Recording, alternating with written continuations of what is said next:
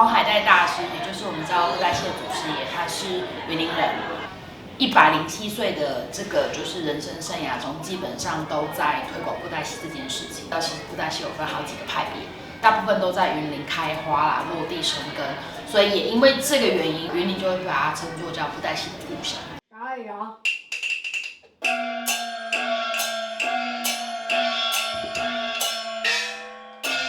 云林县作为布袋戏文化重镇，担起保留传统文化的重责。政府与民间艺师积极合作，实施布袋戏艺文教育扎根计划，透过进入校园进行布袋戏教学，以推广布袋戏文化。云林也有独一无二的像霹雳跟金光的片场，也有像廖文和老师，他也有他的片场。那还有很多的工艺师，所以有集结这么多的艺师的资源，所以才希望说结合他们让学校来推展布袋戏的文化。16国小成立布袋戏社团已有13年，和艺师建立长久合作，培养学生从小接触布袋戏文化。刚开始他们那个县府这边还没有这个案子的时候，我们就已经在做了。就是我们自己跟上面申请一些案子，然后就自己找学校来做这个传承嘛。因为我们本身就有那个意愿嘛，然后可能我们私底下跟文化处这边有谈过，他们就开始找艺师，就是我们这些剧团嘛，然后就帮忙去到学校去传承，然后就变成植根。所谓布袋戏。它其实基本上它是一个小场域，所以是个小众，能观赏的所谓的观众群，基本上可能也没办法扩大很大。如果有机会，当我们乐于推广，让我们的孩子都有机会去参与，好，所以必要我们就是在校内也要有一定的展演，让其他没有参与这个社团、没有经过雕琢的这些素人，好，他也有机会去理解布袋戏相关的课题。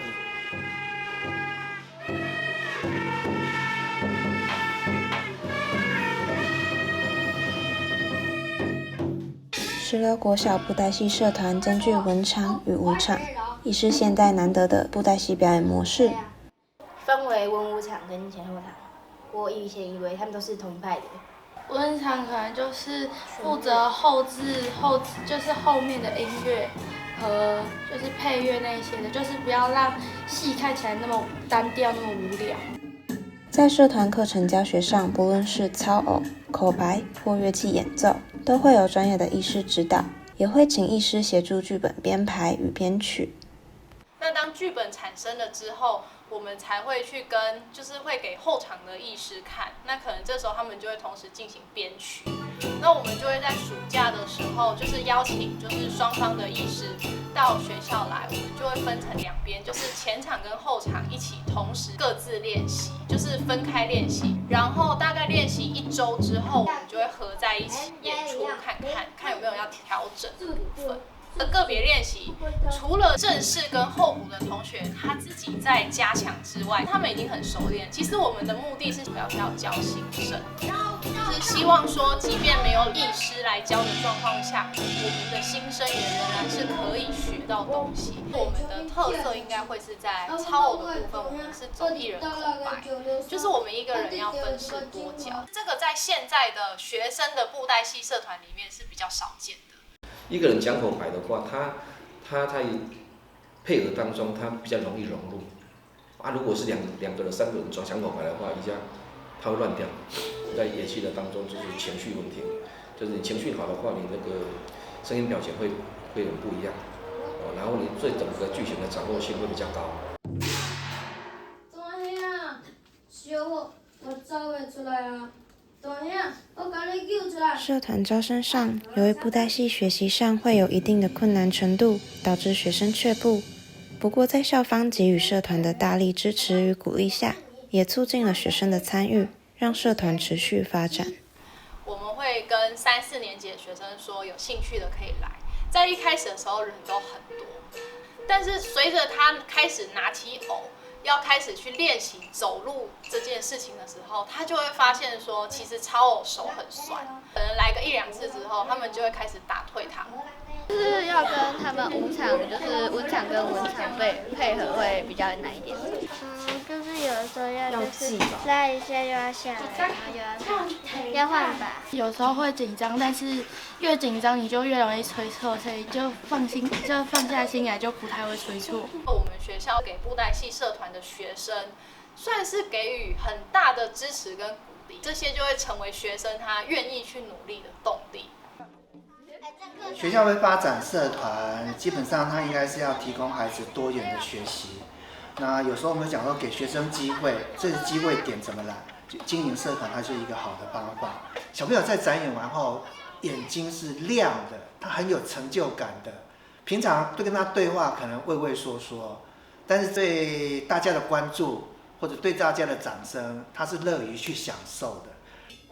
石螺国小除了在校内会定期展演，以及到庙会表演，也会到其他学校演出，与他校学生进行布袋戏文化交流。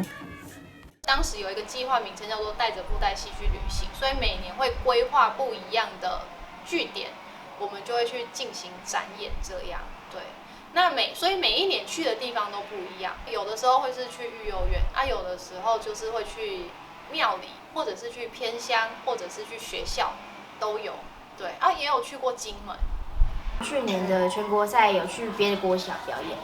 然后让他们体验。如果我们有去地方，然后他们不懂想尝试，会让他们用看。那在地在做展演的时候，你就可以看到乡亲们、家长们就会聚过来。小朋友看到了阿公阿嬷传来看爷表演，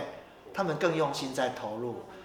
碍于社会风气与升学考量，向布袋戏发展的学生相当有限。但学生在学习布袋戏时，能够发展兴趣与专长，更重要的是学习团队合作的精神。有些学生他也有对这个有兴趣，他可能会朝这个方向去做，不见得说他就是在演戏，但是布袋戏里面的有很多的元素他可能会参与，比如说他对布袋戏的剧本很有兴趣，或是说对里面的口白很有兴趣，很多他就会走向剧场，所以会造就一些不一样的戏剧的人才。老实讲啊，那跟着你出团的那个同学真的是比较少，因为一般来讲，家长认为说你读书比较重要，所以我靠咒语这样子好吗？这个是也是我们的困境。有时候学生他没有体验过的时候，他就会把布袋戏停留在一个传统的想象里头。当他进入社团的时候，他就会发现到说，其实他是来学一个乐器。布袋戏的特别之处就是我们在这个团队里头，我们必须要互助，必须要合作。我觉得它已经是超出学习布袋戏这件事。为了推广布袋戏文化，医师与政府合作，除了会进入校园展演，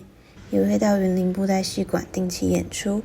周周有假日剧场这个活动，其实是由云林县政府长期所办的活动。我们其实一直致力于在推亲子教育或是文化体验这件事情，积极在推广的是包含跟学校的合作，然后跟不管是补习班或是特殊单位的合作。那我们希望说用这样的方式去让他们可以更认识布袋戏。